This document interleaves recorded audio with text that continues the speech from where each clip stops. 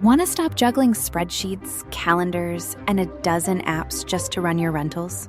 Logify makes it easy. It's an all-in-one toolkit for hosts. Build a direct booking website, automate guest messaging, and keep all your channels in sync. Running your rental business your way has never been simpler. And for Good Morning Hospitality listeners, you can get 20% off any yearly plan with code GMH20. Just check the link in the show notes to get started today.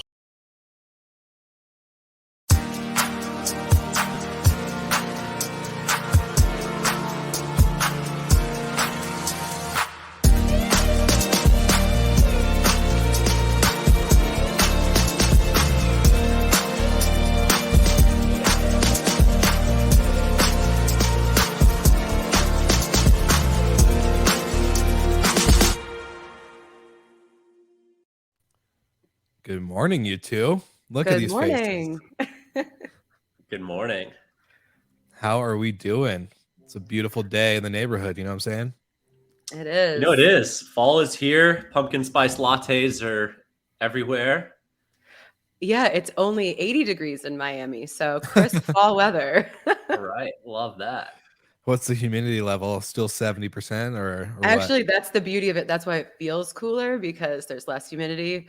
So I guess this means I've adapted finally after 6 years. It's finally about time. Finally. Speaking of pumpkin spice, though, this Nespresso pod is my favorite one that I've had so far. I'm not gonna lie. I just took a sip during the intro play. I was like, ooh, that was good. Spice. It's not pumpkin spice, but caramel. Just chef's kiss. Anyways, how was your guys' weekend? We again kind of a slower. You want to shout out that espresso thing real quick? Look at that beauty. One right there. That right there. Yeah. Are you trying to get sponsored? It is a sponsor. We got a special little shout out, which we're not like officially announcing anything because we're gonna wait till the Book Direct show where we can like showcase it in real life. But if you're an Airbnb host or a property manager and you love to have quality coffee stations at your properties for your guests, then you need to go sign up with Host GPO and get your coffee box because Good Morning Hospitality approves for sure. We have a custom box just for the Good Morning Hospitality crew, which is pretty much all coffee based. But yeah. So that's the sneak peek. But Brandy, you're going to be getting one here shortly. I'm like, where's my box? I was gonna say we got left out. Well, Jamie also feels very left out whenever we play the intro and his face isn't on it. So it's I gotta fix. Who's running the show, anyways? Well, I don't know, some amateur man. We have a horrible producer. He sucks. But anyways, now that we're back, how's your guys' week? Everything good, dandy? Yeah, life. It was a good week, I think. I mean, and I had a nice relaxing weekend, tended to my plants. So, I was going to say, how was everything in Miami? I know you're probably tired of getting the question, but Hurricane Ian, how has that impacted Sextant, you guys personally, like living there? Yeah, I mean, Miami just somehow misses all of these like hurricanes every year. Knock on so much wood. But I mean, we had to like bring in all of the outdoor furniture, and it was very windy and there was some rain and some flooding, but like nothing close to what the West Coast got. So we're very lucky in that respect. And really the only impact on the business was like some people couldn't get out, that were staying, and then some people had to move their stays because they couldn't fly in. But no, we were very lucky. So we made it out unscathed. Awesome. That's good to hear. I was that was definitely a little worried. I was like, oh, we're not gonna have Brandy this week. She's gonna be MIA. But you're alive and well, so that's good. But yeah, it's not been easy to look at, like, what was it? Not Fort Myers, but is it Fort Myers? Fort Myers, yeah. I mean, and Sanibel too. I have friends who have places there, and it's devastating hearing what's happened. Totally washed away. Yeah, it's crazy. So, thoughts and prayers to everybody out there, for sure. Yeah, it was Michael. It was what, 2 years ago that Burma had an event down in Marco Island. Is it Marco or Sanibel? No, I remember there was what was the Verbo HomeAway conference? There was one of those on Marco Island in September a couple years ago, right in the middle of hurricane season. It's the cheapest time for conferences in Florida, for sure. Yeah.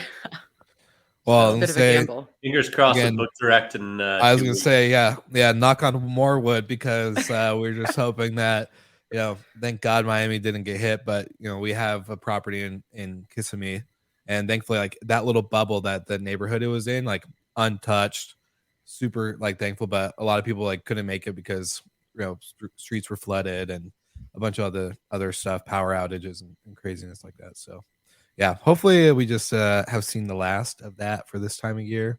Would love to actually attend Miami's Book Direct show. I think you're in the clear. Later in October is usually pretty safe. All right. Well, you'll probably give or save Damien. I'd say save Damien a heart attack. I know that was like as we like came together to do this event, he was like the biggest worry. He's like, "Oh, Miami, I hear about hurricanes all the time," and I was like, "Oh, we'll be fine." To say the H word. Yeah, well, he did. Yeah, well, you're the venue that the show's at is like a couple blocks from our warehouse. So if it does rain, we'll just move it inside the warehouse. Less elegant, but functional. Second story. Yeah, that would be fun. That would be fun. Very cool. Well, speaking of destinations and all the things that happen inside of them, this is a fun conversation because I'm personally passionate about this. But before we go into the actual topic itself, we did see some news, and we want to give a quick shout out to our friends over at STR or STRs with a Z, shorttermrentals.com, for putting out the article about Guesty with some acquisition going out there the last week with the pickup of Kigo and Hiram, I'm guessing is how you say it. I was going to say Hiram, but I think it's Hiram. So yeah, a little bit of a spending spree, which I think we said was kind of expected when they did their fundraise. So do you guys think any particular reason why on Kigo? I'm kind of curious. I'm also curious. That was the first, years ago now. I've gone through 4 different PMS migrations. So I've kind of I've touched them all at this point, it feels like. And Kigo was the first one, but it was before they had gone through, I think, like a major revamp, and we didn't even on board with them. So I'm surprised because I feel like they haven't been as much of part of the conversation. So I'm also curious. I don't know who has the insight on that. I know a little bit about this deal. Not surprised. So, Kigo's been kind of they were a brainchild for RealPage to break into short-term rentals. And ultimately, it wasn't the right way for a multifamily company to break into short-term rentals. So, RealPage brought in Migo and is going after actually what they're good at, which is multifamily software. So it made sense to kind of divest Kigo and focus on the multifamily product. So, for Guesty, it's a good footprint in Europe. Kigo's pretty strong over there, but I think it's a mutually beneficial deal. It wasn't a fire sale by any means, but it also wasn't, something that bid up the price into the atmosphere for the desire to have Kigo. So it's a win-win for all around. And congrats to those involved. Yeah. Never had the product myself, but I heard about them when I first got into the industry 6 or 7 years ago. So good stuff. Glad they've had a successful sell. Sweet. So yeah, going into that was pretty much the main news. There's a couple other pieces of content around more IPOs. I think there's some companies that are talking about.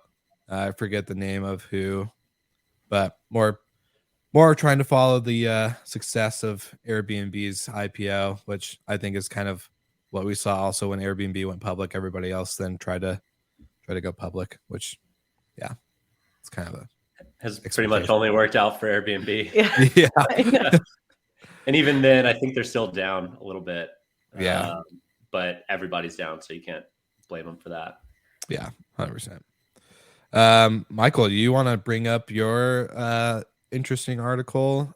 Why don't you play that Chesky quote first? All right, let's do that. We're gonna let actually Brandy take it away after this quick clip, because she did bring up this kind of a spark of an idea conversation. So let Brandy take it away. But here's a great clip from our, well, I was going to quote Michael, from our fearless leader, Brian Chesky. But yeah, I'm not going to say that. All right, here we go. Was a potato in the Idaho Country Fair. It was owned by the Idaho Potato Commission. And they're trying to dispose of this giant potato. What do you do with a 12-foot potato? This woman named Christy said, I'll take the potato off her hands and I'll dispose of it. But she didn't dispose of it. Instead, she turned it into an Airbnb. And this potato outside of Boise is now got, I think, a 6-month waiting list. And people, I don't think that I'm not saying potatoes are the future travel. I'm not saying that. But That's I'm not the headline. saying, please tweet it. Please share that. But I'm not saying they're not the future travel either. So we'll have to see. But people actually do travel for that potato. It's ridiculous. It's crazy, and it's an extreme version of a more reasonable, rational point. That suddenly, for more people, an interesting home becomes the destination. Because the longer you're away from home, the more you want to be in a home. And maybe if you want to go somewhere for 2 days, you want to go to New York because you want to see Broadway shows. But you have to go somewhere for a couple weeks. Maybe you want a yard, and maybe you don't need to be in close proximity to Broadway. You just need somewhere comfortable. So interesting clip in the sense of, talking about the property becomes a destination. So I think Brandy, because what you brought up through your article that you found and kind of shared with us in our group chat, was more around the experience too, I think, rather than just the property. So I'll kind of let you showcase that really quick before we dissect this statement. Yeah, so in the current issue of Condé Nast Traveler, they have their predictions for the future of travel. And one of them that caught my eye was that sleeper trains will make a comeback. I have an IRL magazine. Wow. I know. What is that? I know. We should again. Pretty old school. See? Someone's almost 30. I know. 6 more days. So... but the article was talking about how this kind of there's this demand for these destinations that are also the experience. They want the slow travel, kind of the old world elegance that these trains had. So they're these sleeper cars or sleeper trains. They focus on Belmont, which and their European train services, which are usually one overnight. And I think the one to Istanbul they're bringing back is 5 days. So it's that really is part of your vacation, and you're specifically, that's obviously not the fastest way to get to wherever you're going, but it's all about this kind of lush luxury that I think is really appealing to people and has this charm that, obviously flying doesn't really have anymore. So yeah, I thought it was interesting. It's kind of taking us back in time a little bit, and where people are really picking these types of experiences because of that one destination. And this destination is a train, but that's, that's why people are willing to spend 10 grand a ticket to have an overnight train. 100%. Well, it's just crazy too, because and this will lead perfectly into Michael, but when I first got into vacation rental management, we had a castle. It was about 22,000 square feet in Washington State on 5 acres. And the thing about that was the thesis behind this investment for this real estate investor was that this is the destination. People are not going to come to Washington. They're not going to drive an hour and a half from Seattle just to go look at the pumpkin patch or to go do this and to go do that. They're going to come here for the castle. They're going to stay in the property, and they're not going to need to leave. They're going to have everything at their disposal. This is becoming the destination. People are not coming for whatever else it might be. And he was 100% right. And I think as Michael knows, and as Brandy knows as well, with sexting, with what you guys do on the property management side, that's the goal, right? I think that everyone has kind of had that in mind. Your property should be 100% the destination rather than the actual destination, if that makes sense. Like, yeah, people are coming to Miami, but do they ever want to leave their penthouse when they book with Sextant? No, they probably want to stay. So throw massive parties in it, of course. 100%. No part. There's never a party. No, never. Not Miami. Never. Not Miami. Yeah, look, I think it's part of a new wave of travel where going to Paris or going to London or New York is, I don't want to say played out, but COVID certainly changed traveler behaviors. And now it's about what looks good on Instagram, what stories you can bring back with you, and experiencing something different. It's really comes down to the experience. And you can just imagine people at your castle, Will, in rural Washington doing dorky night games or like, playing the huge floor chessboard. Yeah, exactly. Doing sword fights down the hallway. Yeah.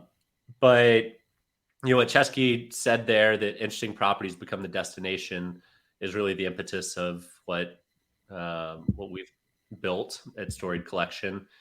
And we couldn't agree more. People want stories. They want Instagram. They want to experience something that they haven't, maybe some of their friends haven't. They can humble brag through their social medias. And there's this trend only is accelerating, with the train piece. I've slept on a sleeper train. It was an absolutely awful experience. I wouldn't recommend it. But to be fair, that was from Serbia to Bulgaria. So I don't know if there's there's different classes, I think, more of 5-star accommodations than that train. So it was. I think it's going to be a cool trend to watch. You have to be careful, though, to try and repeat, a potato in rural Idaho. Yeah. Right? There can only be so many potatoes in rural Idaho. But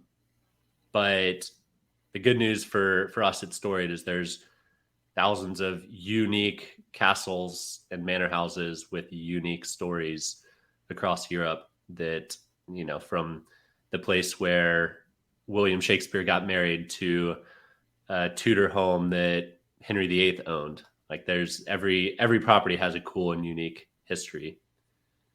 Yeah, I think that's kind of the thing is if, the potato, for example, like you can't have more potatoes. You can't replicate that uniqueness because then obviously it's not unique anymore. So I think that's the trap that maybe some people would be tempted to fall into, like trying too hard to find that really unique piece. So yeah, I think each of your lovely castles having its own backstory, and then the humble brag or not so humble bragging, the straight up bragging on the internet is a huge motivator. Like if you can say that you've got this whole castle that Henry VIII had married his 7th wife, it becomes more about your story also online.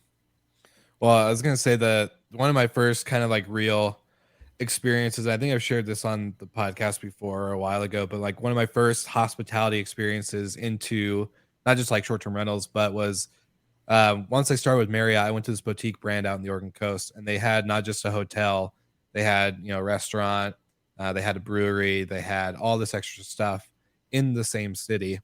And the cool part about it was like I was so confused on the name of the brewery. I'm like, why is the name of the brewery Public Coast when the hotel is Surf Sand Resort and the Stephanie Inn and like all these other different brands, right? And the owner explained the story behind the brewery's name, which Public Coast ties into. Like he told me this whole story of the Oregon coast is public, 362 miles. Not one piece of land is owned by an individual person, hence why it's called Public Coast. And anyways, he made that story so simple to tell and kind of gave a backstory into like some dates and times and history from Oregon. And anyways, long story short was that as a staff member, as an employee, I was able to share that story and communicate it well to the guest. And that's where I think, people that stay with the Storied Collection, people that stay with the Sextant property, they're going to have that ability to become, what's the term, from fan to like a super fan, like, right? They're going to become part of your, like an ambassador for the brand. Yeah, 100%. I think that's going to be playing a huge crucial role, because they're going to have more than just a, I stayed in a castle. They're going to have a memory tied to it. They're going to have an emotion, a feeling, and usually something to add on to it. Yeah. To touch back on the train piece, I think given the world's turn towards sustainability and everything, I think there's going to be your eco travel conscious people that will opt for trains and traveling to areas nearby them for a period of time. I think at some point when they've seen a lot that they could explore in their neighborhoods, they might get back on planes again. But I do think it's going to be a trend over the next few years for sure, with train travel and overnight trains being more eco-conscious, eco-friendly. Yeah, that's part of the article. It talks about, I think that a lot of things in this article or in this whole magazine about the future of travel, some of it's very lofty, and I think I don't know how realistic, and I don't know if one of the reasons why incredibly rich people want to take this expensive car is like to reduce their carbon footprint. I mean, I think that sounds nice on their private jet, right? Yeah, but it's funny because then a couple pages later they talk about the future of aviation and all of these like sustainable airplanes, and I'm just like, I feel like that technology is not within the next couple years like they're trying to make it seem. I mean, I'd love to be surprised, but yeah, I think for the masses, if you're taking just like a normal train, I think train travel is becoming more popular. Like anecdotally, here in South Florida, we have the Bright Line, and so you can go, Palm Beach, Fort Lauderdale, Miami, soon to be Orlando, and it's a great experience. So yeah, it will be interesting to kind of see how that evolves over the next couple of years. I was gonna say, do you think this is for both of you too? I think, do you guys, with the experience we've all had with flying recently, supermassive delays, lost luggage, extremely like price gouging tickets for, excuse my language, shitty airlines like Spirit or Frontier, or even like United's, it's like jacking up their prices insanely. That's not even worth it, in my opinion. So screw you, United. Just kidding. Don't hurt me. But they're not going to sponsor us now, Will. I know. Because we want Delta. We want Delta in the last. That's right. I was about to say that there's an easy solution to all this. Just get on Delta instead. Get on Delta. Yeah, pay like $2,000 a ticket for a 2-hour flight. But anyways, do you think with these like plan ahead? It's the moral of the story. Okay. And we won't go into that. But I was gonna say, do you guys think like this horrible experience that people are experiencing with it, and obviously gas is going up, so like that drive to destination idea maybe comes a little less exciting? Do you think this experience behind it is kind of pushing people more towards these unique travel stays, whether it's a train or a castle or a tree house or maybe even a like a converted van? Do you think that's pushing people towards this? Do you think it's just naturally been the course since COVID? What do you think is really the big driver behind this trend of unique stays and destination properties, rather than the earlier? Oh, sorry, not to ramble, but like AirDNA went off of Brian's statement on more people are traveling to Austin, Texas than they are to Barcelona. So like proving this statement through the data. But do you think there's big drive? Anyways, I'll stop talking. Brandy, you want to go first? Well, I think when it comes to European travel or just, international travel right now, it's such a great, your dollar goes so much further. So it's a great time to go. If you, couldn't rent a castle before, now's a great time to go do that. And then domestically, I still think that the drive to unique experiences are still a thing. Like it's still, if you have a potato that's within driving distance that you can stay in, and that's still appealing. I think it's just like with everything in the last couple of years, I have no idea what's safe to say is a real trend, because it seems like you might have this thesis and then in a couple of months it just gets totally blown apart. So I think it'll take a little while and we'll be able to look back at kind of this chunk of maybe like 3 to 5 years and actually see what the real trends are. Yeah, I think part of the shift is the focus or popularity of social media And, going to the beach and staying in a kind of dumpy 2-bedroom condo isn't as Instagrammable as going into the mountains and having a whatever palatial estate for yourself. And then, in terms of people that don't just go to the same beach every year for 7 days, I do think the gas prices and the airline prices drive people to stay places longer, as well as the work from home trend. And when you do the math on, I could go rent out a castle in England for a week, or I could take my family to Disney and it's the same price, go to a Disney castle or go to a real castle, the math kind of will drive you to go stay in a real one. So it's definitely a combination of economic pressures, but also how Instagram has influenced people's travel in a very different way than what might logically make sense, but people love doing it for a few likes. Yeah, I mean, if you're going to spend all that money, you might as well get some, some likes. So yeah.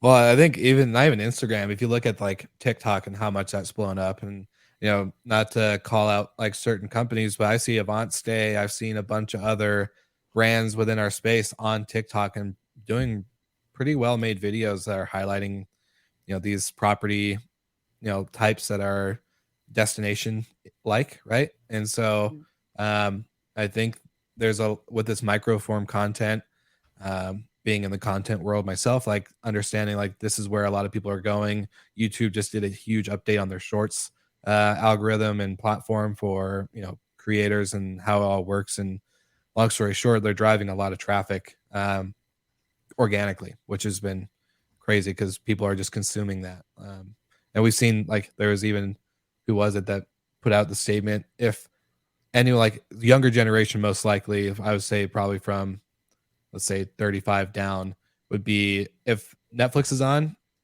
and they're not captivated by it and they're more captivated by their phone, they're going to turn off Netflix and they're going to go to what's on their phone. And I think that has a big play in all of this too. So I haven't succumbed to TikTok yet. I'm really resisting. Yep, same. Well, you're seeing all the Will's a lot younger, Brandy. You're almost in your 30s. I know. I'm not that much younger, guys. Gosh. It's generational. Yeah. It's definitely age bias, I guess, but whatever. But yeah, I don't know. I also think like Airbnb is going pretty heavy into categories, and not to like use them as kind of like the cornerstone for everything, but with them shifting that whole homepage based off of a browsing type like experience where you can browse and be inspired by a property rather than the destination itself, has a lot to say for how kind of people are looking at travel in general right now. Yeah, they're doing some great marketing for us. We appreciate it. Airbnb team, keep doing it. There's a quote of, there's only two ways to make money in business. One is to bundle and another is to unbundle. So we view ourselves as an unbundled version of Castle segment of Airbnb. That's too good. Well, when's the launch, by the way? When do you guys go live, go public? Is that maybe tomorrow? So only people listening know that it is officially getting out. But yeah, we've only hinted at it a few times throughout the episode. Yeah, maybe not. Go follow Storied Collection on Instagram, LinkedIn, whatever. We appreciate it, the support, and help us spread the word. Well, now you have to get a TikTok. So I think they do. We've got a marketing firm that has built one, yeah. But I refuse to download. You're not going to do the TikTok, Michael? We want to see you do a trendy dance with all the cool kids. Yeah, we'll get a dance together at some point. It's going to probably be more like a Bridgerton dance than a. As I say, I think the Book Direct show, the three of us, we're gonna have to make a TikTok. I think that's. Oh my god! Give me a couple cocktails and then we'll see. Couple of espresso martinis coming right up. There we go. Definitely. Awesome. Well, good episode today. I would say for all of our live viewers, we had a couple of you say good morning and all that good stuff. So shout out to Brian and Tim for tuning in live. Looks like on LinkedIn. And if you haven't already, make sure you like and subscribe to Everything Good Morning Hospitality on your favorite social media platforms and or podcasting platforms. And we'll see you all again next week. Bye.